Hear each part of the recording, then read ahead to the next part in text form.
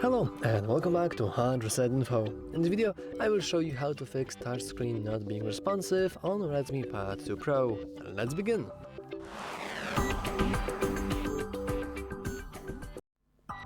Okay, so there are actually two ways that your tablet could not be responsive. Either A, you have recently installed a new touch protector and the responsiveness of your touches aren't really good, and B, you are using your tablet as normally and suddenly your tablet froze to death and you can't really do anything. So I will go over in each and every one of them, and we can start with the problem with your touches not being responsive. Of course, if you have recently installed some new touchscreen protector, you probably want to make sure that it's a legit one. If it's not, you probably want to remove it, clean your tablet very well, and only then you want to start and use the you want to start and get yourself a new touch protector. Remember, do not use any kinds of weird touch protectors. I know it may seem kind of random for me to say that, but if you're going to use something that is not official or just very cheap, you might result in just having poor quality of your touches.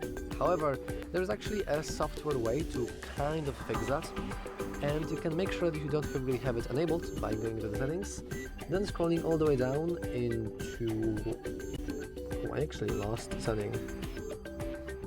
Personalization, I believe? Or actually personalization is... never mind, it's not personalization. I believe it should be additional settings, yep. You want to go into additional settings, then go into accessibility, and finally you want to go into physical. And here we have the touch and hold delay, which by default should be set to short, but maybe you have accidentally set it too long. With that, our touches may not really feel as responsive as before, and yeah, that's not really good. Also, we have this time to take action, but this isn't actually anything related to touches directly. And yeah, I believe from soft-related things, that's really it. We can also go into autoclick and well, timing, though this is only used when you actually connect a mouse to your device, but technically you could try to play around with this. Anyway, let's finish the first part of our video, and now let's go into problem with your losing the words out from my mouth. The problem with having your screen frozen to death. How can you fix that? Well, you fix that by performing not the factory reset, but soft reset. And likely we can do that by just pressing and holding the power button and the volume up button like this. Let's pressing and holding them.